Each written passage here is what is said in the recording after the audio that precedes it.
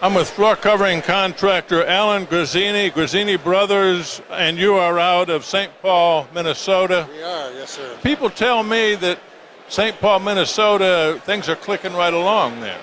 I think in the last 6 months, we've probably seen more cranes in the last 6 months than we've had in the last 6 years. Why is that? I mean, it seems like that's going a lot better than a lot of other places. Why is that? Probably the democratic society that we have there. They love to spend money on public projects. And these are mostly public projects. We have a Viking stadium going, of course. We have a St. Paul Saints, which is a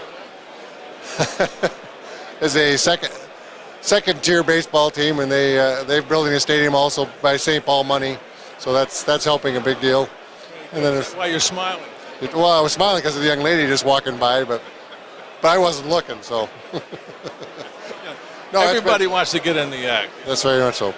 No, it's been a good year. I think from everything I'm hearing from everybody around the country, it seems like it's back. It's just a question of finding quality people, and I think that's going to be the problem.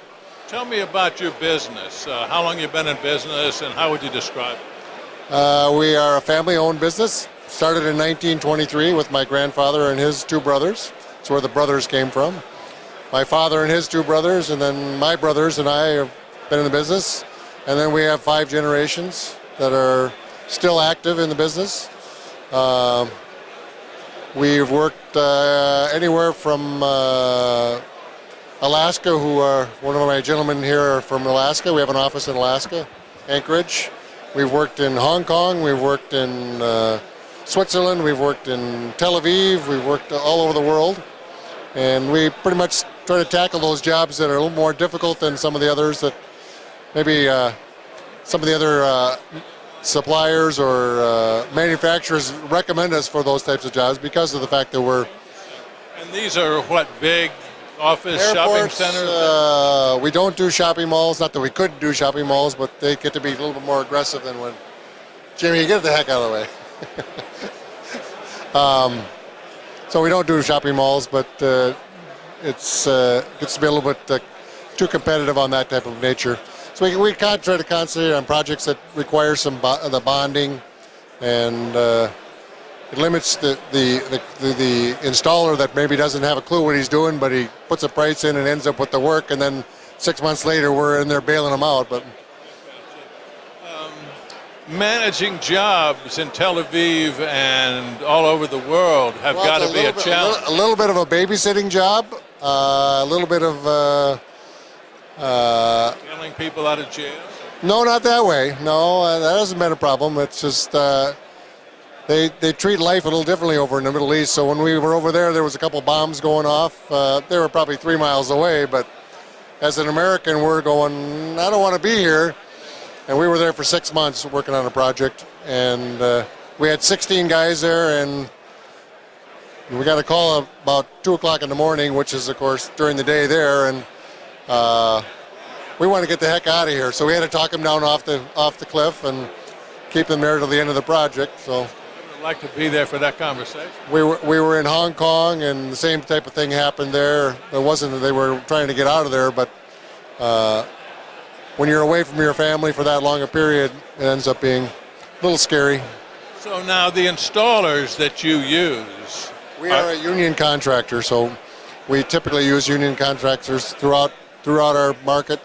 And then we travel overseas, we'll bring one of our union installers and then hire local talent, which is difficult in some markets because there isn't unions there, so we'll have to hire people, then bring them on board, but they may be seasonal people at that point. But it's still hard to find. Well, that's why you use union, because you know that they are going to be qualifications and the training that they do. They do a good job as far as training the people and knowing what the proper methods are, so that makes a big difference. Seems like that's one of the major problems in this industry is recruitment and training, isn't it? Recruitment, yes. I think we're all talking about it. We're all looking at it. We all have sons that we put through colleges, and myself included, that you look at it and you go, gosh, I want to be somebody in the computer industry because I'm going to make big money. Well, they're not making the big money they used to be, and I think as an industry, and not only our industry but other industries, they're going to the high schools now and recruiting these kids that, maybe college isn't the right choice for them. And I think that's going to be the new wave of. Well, I think it's certainly they can make a good living. I guess it's probably good to have a little business training as well as hands-on training, it would seem. Very much so. Yeah, we've got a lot of good journeymen that are unfortunately retiring in the next couple of years here. So. I want you to body block this guy. James, I don't know if I want to body block him. He's as big as I am. Well, he's a lot bigger than I am. Yeah, James. Sorry, Nick. That's okay. I don't want the camera. I don't mind if he walks in front of me. Well, I do mind, but I can live with that. I just don't want him to knock the camera over. So recruiting is going to definitely be a big deal over the next couple of years. Getting qualified people, because it takes a number of years to get them up to the speed where you can feel confident in having them out on the field, on their own or such. And that is one of the struggles with, when you're working under a supervised position, when you're on the field, you might only have one or two guys there.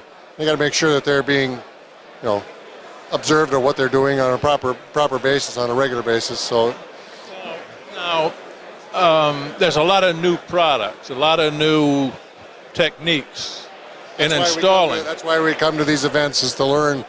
We not only learn from the manufacturers, we learn from our competitors, from not only from their good things, but the things that they failed at. And, we all learn from our mistakes, and I think that's where some of these experiences definitely help us to. Talk about your fellow, you talk here with a lot of your fellow contractors. What's the relationship there? I think we have a very good relationship with all of the competitors around the country. And again, in some ways, because we travel, we're probably a little bit of an outcast, and sometimes we come into their marketplace. But typically when we're coming into that marketplace, we're being requested by somebody in their market, or a manufacturer, or a vendor that maybe asks us to come to the market. So it ends up being not only because we want to necessarily go to a particular market, it's because we're asked to do that, which obviously helps us in our opportunity to get the project. What new products have you seen that have really captured your imagination? Imagination?